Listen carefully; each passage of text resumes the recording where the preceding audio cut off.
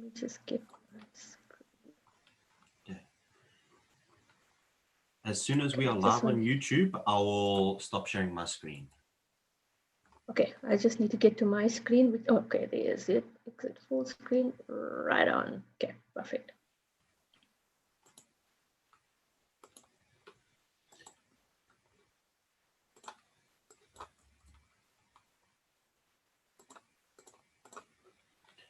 All right, Verushka, we are now live on Zoom and on YouTube. I'm stopping my screen share and I'm going on mute, and now the floor is yours.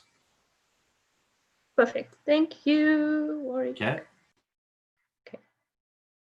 Good afternoon, students. Welcome to our third session of History 400. If you remember last week, we had discussed some of the foundations of apartheid in chapter 5. And this week we were supposed to tackle chapter 6. But I want to deviate a bit. Well, not deviate, but I want to go through some things, some concepts that I feel are quite pertinent before we actually start apartheid and the laws and, you know, go through the actual process of apartheid. So I have a document with me that is quite useful, and unfortunately, I think I can only put the links up on ECI. I won't be able to put the actual document up because of copyright. So I'm going to discuss part of some of the concepts that are discussed in this document, and yeah, and then give you access to it later. So let's start. So the first thing is understanding apartheid, right? Now, why do we study it? Okay, so for us to move to that concept, I want to just go back to what is history itself, right? So history, as we know, is a very dynamic subject and is constantly changing and is subject to change. And why I say it's subject to change is because history is always being investigated. And we are constantly in the process of recovering information about the past and verifying information about the past. And also in our case, uncovering a lot of hidden stories of the past. And with that, when we come across new information, we construct it into a new and a broader understanding based on our experiences. So the reason why I brought this up is because it is very important for us to recognize that history is not a fixed body of information, right? And that it is a process of continually finding out and asking new questions about the past. Yes, second. Right, so our view of history may change over the years. Your understanding of history can change as you uncover new information, as new information becomes available. So, you know, you might find that your views on the world and what has happened on incidences in history will change continually. So studying history involves understanding the broader context of events or periods in time. And it also helps us make more informed judgments about things like our sources, reliability of sources and materials that become available about certain events and certain incidences that have occurred in history. Okay, now with that, I come back to the question of apartheid and why do we study apartheid? So, you know, apartheid itself is a very difficult concept to understand, and it's a very challenging process. As we study this section, you will find that you will discover many painful truths about our country, and maybe, you know, hopefully develop an understanding of the darkness of our past and what actually occurred. With that also, you also gain an understanding and insight into the courage, determination, and the creativity of ordinary people who eventually defeated apartheid. Right? So we're going to go on a journey of understanding from the tortured history of South Africa's past to the hope for the future that the democratic elections of 1994 offered us. And along the way, you come across many different perspectives of the apartheid past, right? And I'm sure it will challenge you in many ways and touch you. As you know, stories that will touch you, we'll come across many of those stories. Okay, so Milan Kundera, a Czech dissident and writer, recognizes the importance of remembering the past, right? And I quote, "The struggle of people against power is the struggle of memory against forgetting." Right, I'm going to repeat that. The struggle of people against power is the struggle of memory against forgetting.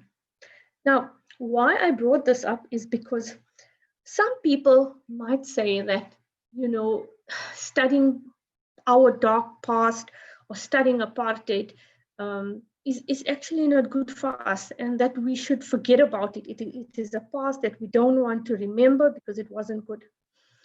But that is, you know, true in a way, but also not true in a way, right? So what Kundera means by that actual statement was that the past should always be remembered, right? However, there's always a danger of it being controlled and manipulated by those in power. I think in History 302, we went over some information about people in power controlling the history that is being written, right? So, and this is where this comes in, is that history will always favor those in power, right? So now in the past, the histories of ordinary South Africans was deliberately forgotten. Okay, there were no museums about Black struggle, you know, people in apartheid. There were no museums depicting the different races and so forth, right? Today we have such places, and one such place is the Apartheid Museum, which is in Johannesburg. And here, you know, some of the memories of apartheid is kept alive, and you know, they depict how apartheid affected the lives of millions of ordinary South Africans. Okay, so when we come to the idea of the struggle of memory against forgetting, right? So memory is about remembering and forgetting. So if you think of your memory, right?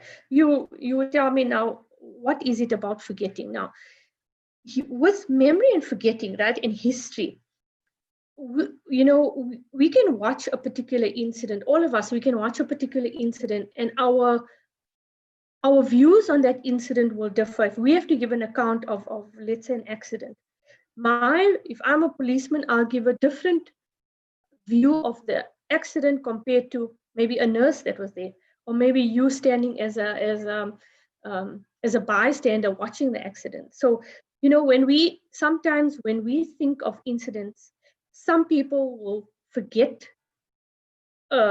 things that happened in the past and just bring to the fore what was important to them. And in that way, right, history, that's why history is always a collective. Okay, it's a way of reconstructing a new meaning of what had happened. Okay, so when we talk about our past, okay, we sometimes refer to it as our collective memory. And collective memory refers to memories of what happened in a community, right, which are shared by all of the members. So if, let's say, the Sharpeville massacre occurred, right, there are some incidents there that will be shared collectively. So people will say, okay, the police fired on us. That would be a shared memory. But which direction maybe they came from might not be part of that, right? Only the person, maybe somebody who noticed which direction they were coming from. So history has to do with collective memory and reconstructing, right? Reconstructing, we refer to creating a description of something that had happened using facts that are known, right? So the fact that police has shot on the people that were running away, that is a fact that is known. And how would we know it, right? In history is because maybe more than one person alluded to that fact, that people were running away, and that's when the police fired on them. Okay. Get some info. I just want to see, I didn't leave out. Okay, now when we talk about apartheid, it's very important to understand the concept. Apartheid is an Afrikaans word, okay, which means apart or segregation. Now, segregated is when people are separated due to their differences. And in this case, it was because of race, right? People were separated because of race. Okay, so how did apartheid come about?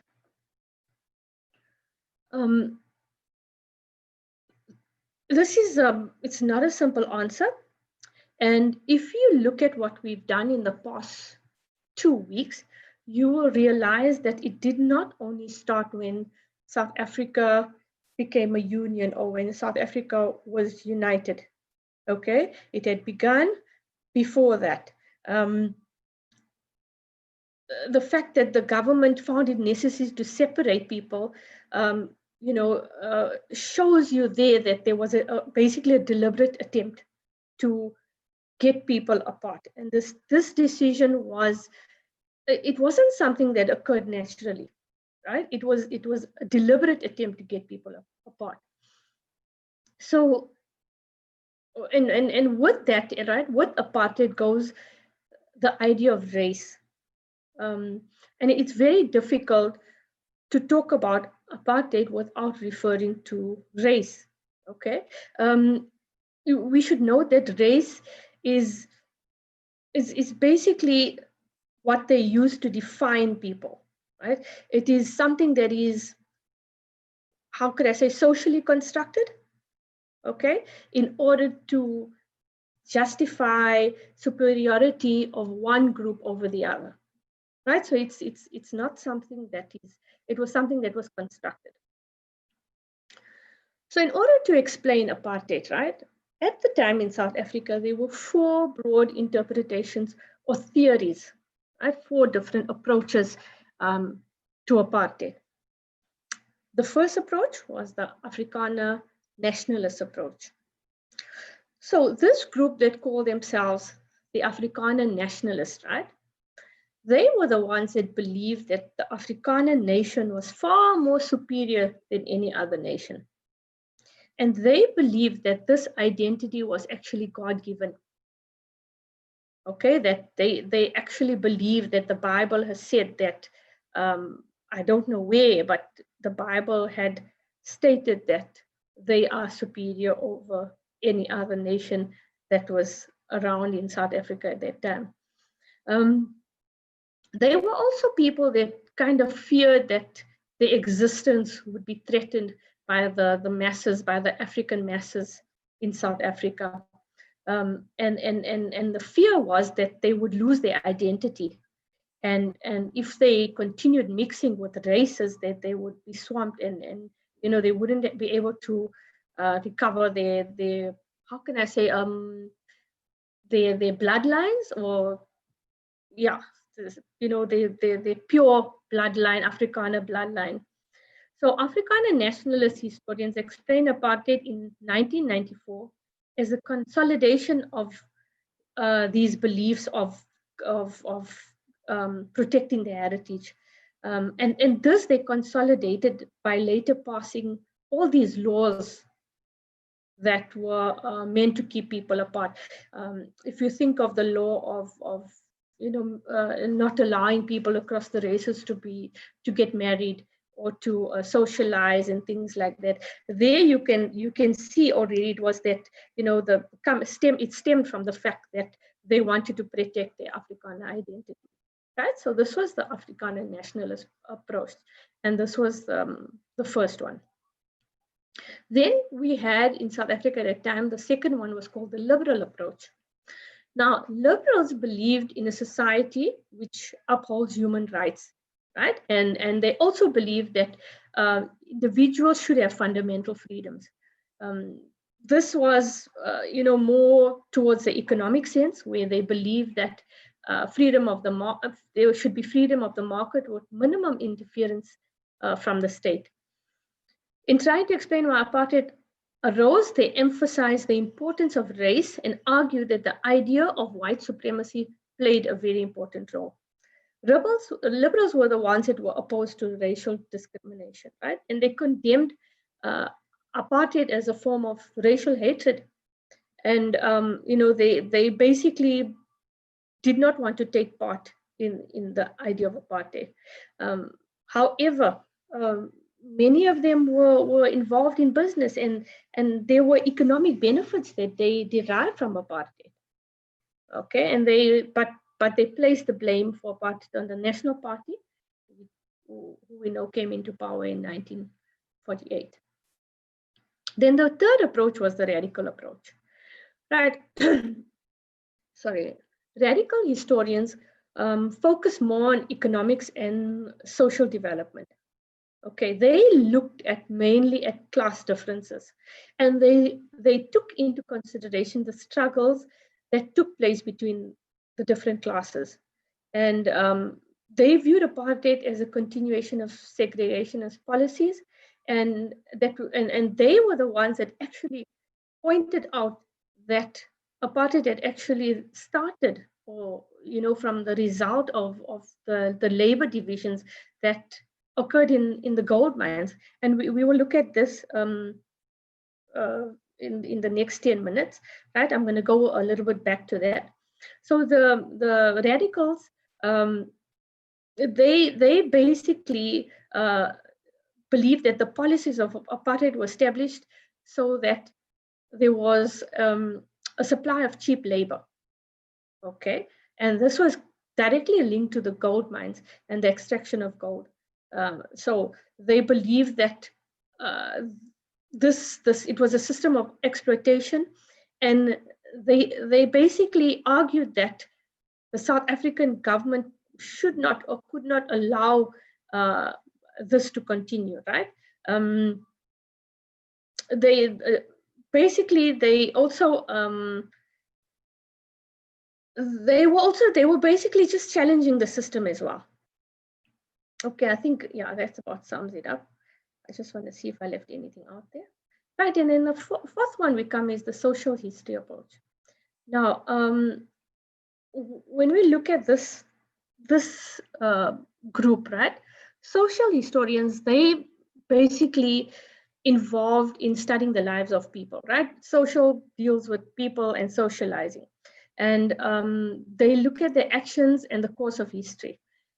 Social historians, they basically, they reconstruct history from oral interviews, right? They also look at songs and pictures and more official sources. Now, in explaining apartheid, the role by ordinary people are very important in with this approach, with the social history approach. They basically, with this approach, they are more concerned with the poorer people and people of all races, right? And the fact that racial mixing was more natural than racial separation, right? So they were not in favor of that. Now let's come to the foundations of apartheid, right? And we've discussed the gold mines. We went a little bit into details of, I think in our very first lesson in the class, we discussed the mines and you know, how the mining started in South Africa. But now this this section here, I want to show you how the gold mines actually laid the foundations of apartheid. Okay, so in order to understand the roots of apartheid, right, we need to understand how our South African society changed when gold was discovered on the Witwatersrand back in 1886. This the discovery of gold was basically the starting point of South Africa's industrial development, but it was also the starting point of the politics of segregation. Because it was at this place, right, on the gold fields, where people started interacting on a large scale. So the Witwatersrand, right, is Johannesburg, what we know as Johannesburg. And since 1886, basically after 10 years, Johannesburg had developed into the largest city in South Africa. Laborers, shopkeepers, immigrants, fortune hunters, everybody flocked to the city in the hope of getting jobs, in the hope of making money, in the hopes of becoming rich overnight. Whatever it was, people flocked to Johannesburg. As a result of this, right, we found that residential areas were being constructed very fast. And not everybody was housed, how can I say, in proper housing or, according to, designed. The city wasn't designed in a way to have all these people there. It wasn't a developed city, right? So as a result of that, there were poorer sections of Johannesburg, and with that came slums, right? There were slums that developed. In these slums, people started mixing, right? There was a lot of racial mixing going on, and that's when the policies of segregation came out. And late in apartheid, there was an attempt, because of this, the attempt to stop people from mixing. So now we're going to look at, I just want to go through the mines, right? And okay, I just want to look at the mines and how it worked out. I know we've done this before, right? So the mines, okay. I know I've discussed mining magnates like Cecil John Rhodes with you guys, and the Rand Lords. In our first lessons, we discussed all of this, right? So just to refresh your memory, they were the people that saw an opportunity to make fortunes on the gold mines, and yes, they did. They made a lot of money. They were able to control the gold mines and the capitals, and later even spread to the Kimberley diamond mines. So they made themselves even wealthier, right? They later formed the Chamber of Mines, which kind of protected their interests. However, right, in order for the mines to be profitable, for them to make a lot of money, they had to invest in a lot of equipment. Firstly, the gold that was mined in South Africa on the Witwatersrand was deep underground and deep level mining, and it was extremely expensive, right? That was the one thing. Secondly, the ore or the rock which was mined at that time was kind of low grade ore, right? So in order for it to be worthwhile, a lot of ore had to be dug out, and then the gold extracted from this ore. This again was an expensive process. Right? So there were two factors already against them. Thirdly, the price of gold was internationally fixed, which meant that the landlords could not transfer the high production cost to the consumer by charging them high prices, because it was fixed, right? There's nothing they could do about the price of that the gold was being sold at. So in order to make large profits in the mining industry, it was necessary for them to cut down the cost of producing that gold. Okay, and the best place to do that was when it came to wages, right? To cutting down the wages of the people that were working there. So the landlords believed that they could find a cheap source of labor. And that cheap source of labor was obviously the black migrant laborer, right? Now, remember, last week I mentioned to you guys that people in the reserves were being taxed. Okay, so these are the people that came as migrant workers. They not only came from within South Africa, but also outside South Africa's borders. They came in search of work. Okay, so many of these were the majority of the African people who previously had worked as independent farmers. And many of them, this again, I mentioned this, that many of them had lost their land to white farmers, and as a result of this, they were left without work, right? So lots of them left to go and work on the mines in order to make a living, in order to pay the taxes as well that the government was charging them. But deep level mining increased. As it increased, the demand for labor intensified.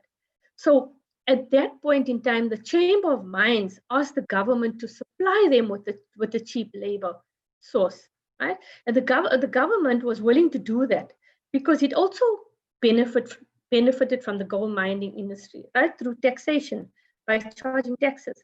And over time, because of this, the government introduced more measures to force more of the African males to come and work in the mines. Okay, I mentioned to you guys the hard tax and later even the poll tax. Then again, the 1913 Land Act. Okay, the Land Act again with the reserves, right? And later they even made it impossible for them to do sharecropping.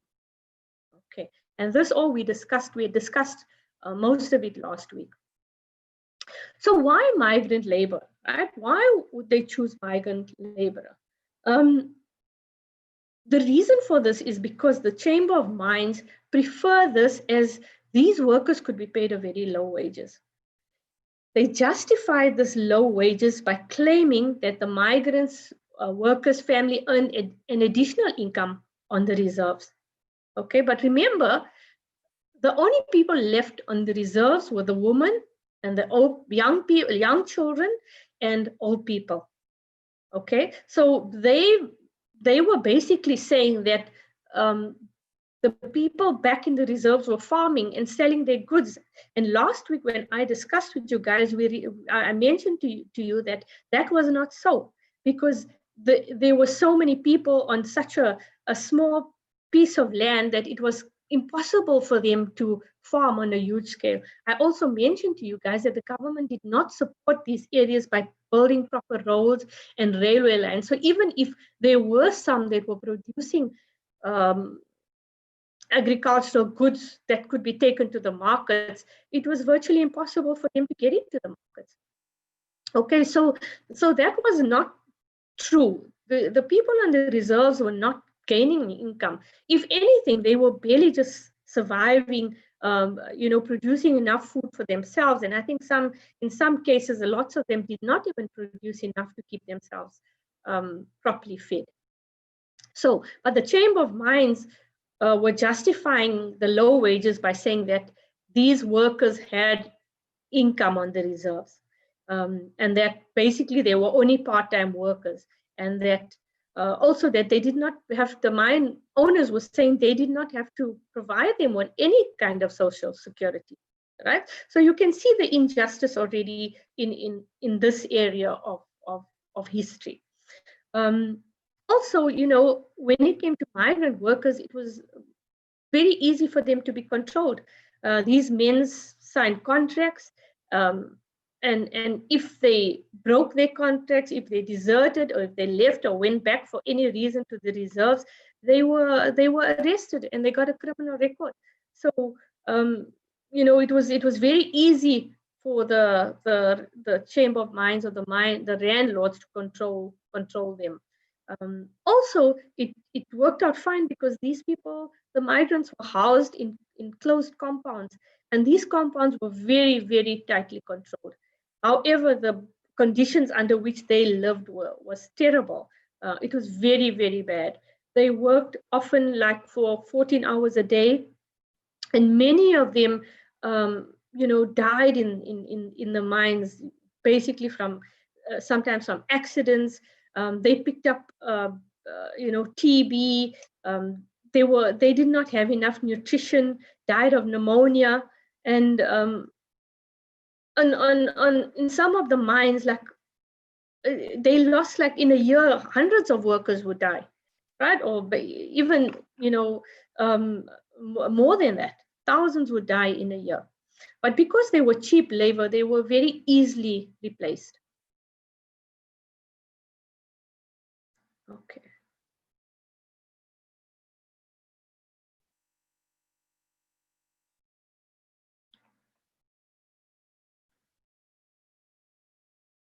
Right. So that is just now the policy of keeping people apart, apartheid, and how it was designed. So you can see that, as we come to 1948, apartheid was something already in practice. The only thing that happened after 1948 was that it was made or put into law, it was made legal. Okay. Yeah. Okay. And if you guys are ever in Johannesburg, please go around to the Apartheid Museum. I think it would be very interesting for you guys to see. They've got lots of photographs and stuff that we could relate to these sections. So I just want to, before in fact, I'm not going to start the laws in this webinar. We'll do it next week.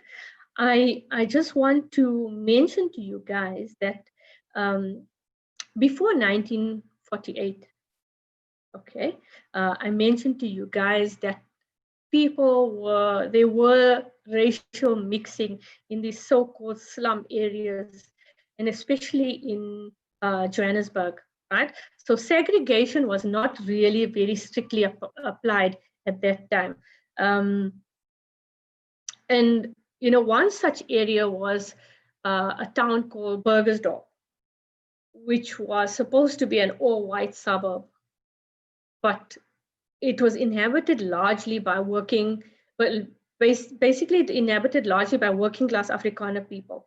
But after that, a lot of blacks started flocking into the area. And this is where the slums started developing, right? And I want to mention to you guys that in this particular area, right? Now the slums were underserviced. When I talk about underserviced, I'm talking about as far as sanitation and things like that was concerned, right? It was also overcrowded. And when you find areas like this that are underserviced and overcrowded, it's very easy for diseases to break out. And in 1904, there was an official outbreak of bubonic plague in what was called, what they referred to as the Cooley location, and an area called the Brickfields. So instead of dealing with the cause of this disease, the municipal authorities used this excuse to burn down the whole Cooley location. Right? So the whole area was burnt down. The African people who lived in this location were then moved to Klipspruit.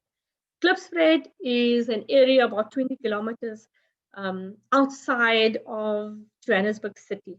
And this Klipspruit was actually one of the first suburbs of Soweto, that what became Soweto, what we know as Soweto today.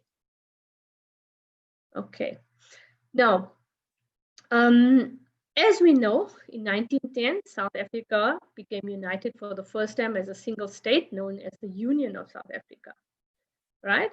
And it was then now that racial segregation actually started becoming official policy, okay? And I mentioned to you guys the Land Act. right? Please, it's like the third time I'm mentioning the Land Act. You guys need to remember this, right? The Land Act. The Land Act, basically allow the government to dictate where people should move.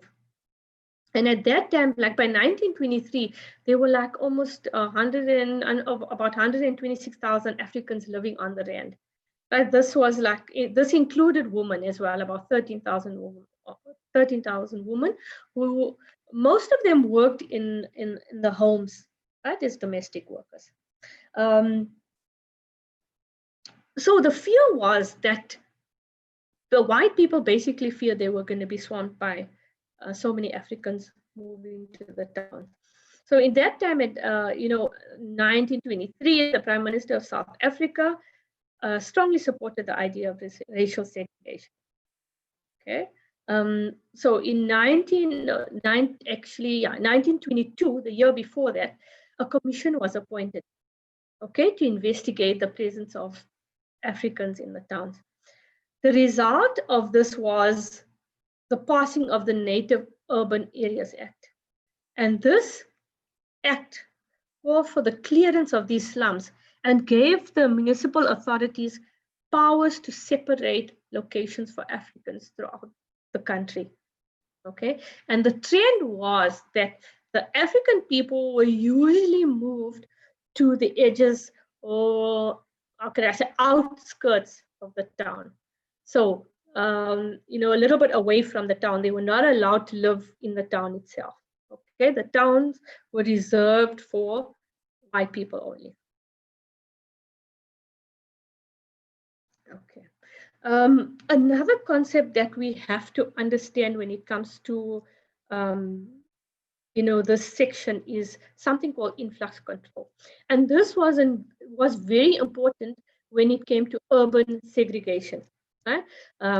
It was something where the central government tried to limit the flow of African people into the towns by controlling who was allowed in the urban areas. And they did this through the use of passes. Okay, so influx control and passes go hand in hand. Every African man had to carry a pass, which gave him permission to be in an urban area. Only people who could find work there were given a pass. As a result of this, people accepted whatever jobs they could find, often for very little wages. If an African male was unable to find work in the urban areas, he was basically forced to return to the rural areas. And this was very properly policed. Okay, so police conducted pass raids on a regular basis. And if a person was found without a pass, or if the pass was not in order, if it stated that perhaps, he'd been working from, let's say, from March to May, and it's now June, and, his work time for working is over, his contract is over, and they find him in the town, he would most probably be arrested, right, and kicked out of the urban areas and sent back to the reserve. It's like being illegal in your own country, right? It's like how today if people, illegal immigrants from other countries come into South Africa without the proper documentation, they are immediately deported, right? So it was a similar situation. The only thing is these were people. It was their country. It was everybody's country that they were born here, but they were treated as if they were illegal in certain areas. So the pass raids happened so often that for most African people, at one time or the other, they had been arrested for pass law offenses. And this was very significant in that it actually had the effect of turning the majority of the population into criminals, because if you were found without a pass, you would be arrested, and that led to a criminal record. So it was really something that angered Black people at the time, or African people at the time.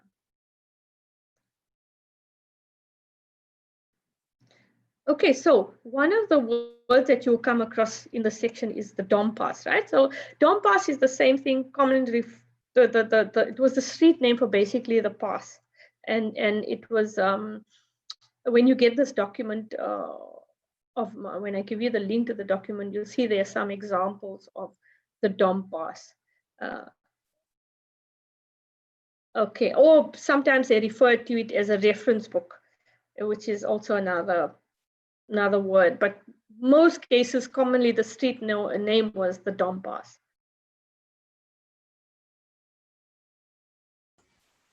Varushka, Right. you've got 2 minutes left. Okay, I think I'm going to end there, Warwick. Okay, great. I don't want to go on to the next section. Yeah, Okay. that's perfect. All right, no, thank you very much, Varushka. We really appreciate that, and I'm sure your students do appreciate it as well. And just a reminder, the link is for the YouTube video is on your ECR page. Okay, lovely. Thank you, Warwick. Thanks for the support. Varushka. Okay, enjoy your day. Bye. Thanks, you too. Bye.